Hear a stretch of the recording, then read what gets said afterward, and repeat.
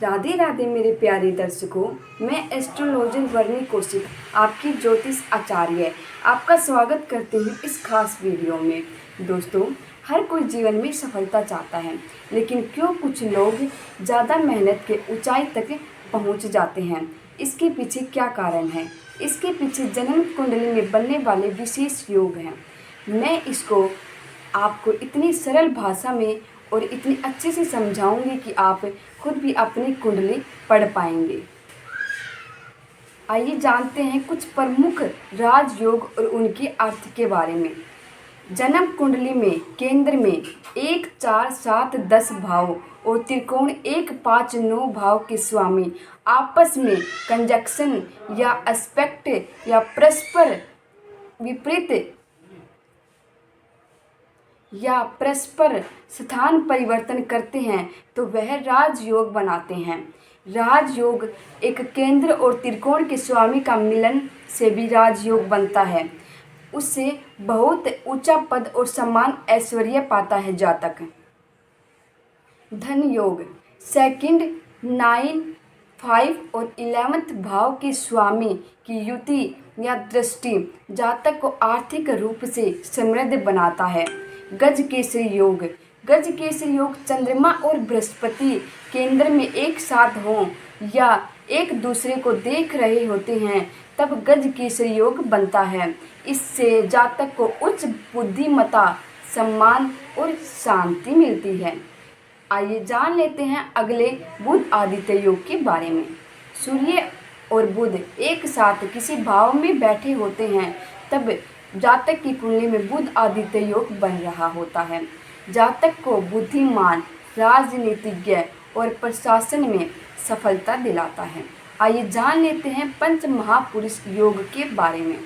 इसमें 5 योग जो तब बनते हैं जब शनि, मंगल, बुध, गुरु, शुक्र अपनी उच्च राशि या शव राशि में केंद्र में हों। रोचक योग मंगल से बनता है।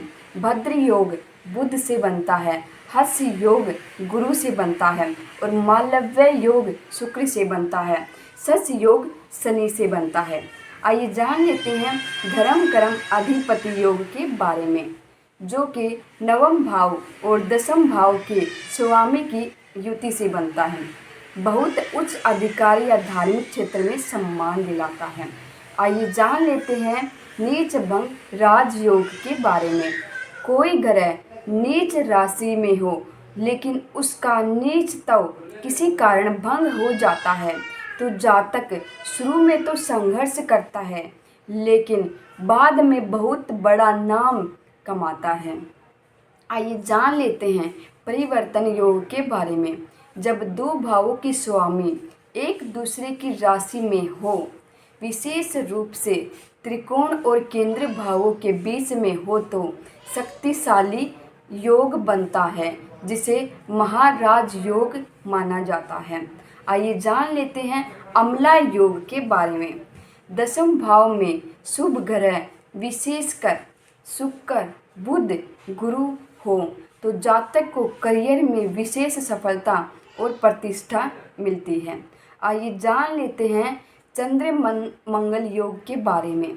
चंद्रमा और मंगल एक साथ हों तो धन संपत्ति और व्यापार में लाभ देता है, लेकिन भावनात्मक उतार चढ़ाव भी ला सकता है। आइए जान लेते हैं इसमें विशेष ध्यान देने वाली बातें।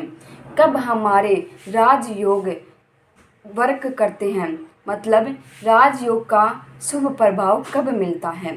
ग्रह की दशा और अंतर्दशा बहुत महत्वपूर्ण होती है। योग बना होना पर्याप्त नहीं होता है। फल तभी मिलेगा जब उस ग्रह की दशा और अंतर्दशा आएगी। ग्रह की स्थिति यानी कि ग्रह की स्थिति, ऊंच नीच, बल और दृष्टि भी फल का असर डालती हैं। लगन के अनुसार योगों का फल बदलता रहता है।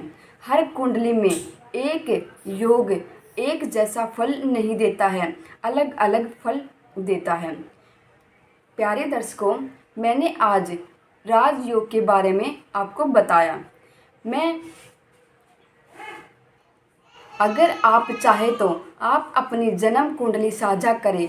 मैं उसमें कौन कौन से राजयोग बन रहे हैं यह विस्तार पूर्वक देखकर क्या आपकी कुंडली में ऐसा कोई योग है, नीचे कमेंट में ज़रूर बताएं। अगर आप अपनी कुंडली की जांच करवाना चाहते हैं तो विवरण में दिए गए नंबर पर संपर्क जरूर करें। आज आपने जाना राजयोगों के बारे में। अगली वीडियो में हम बात करेंगे ग्रहों की दशा और उनके चमत्कारी प्रभावों के बारे में। वीडियो पसंद आए तो लाइक, शेयर और सब्सक्राइब करना ना भूलें और बेल आइकन दबाएं ताकि आप ज्योतिष की हर खास जानकारी सबसे पहले आपका दिन शुभ हो और आपका भविष्य राजयोग में हो। राधे राधे।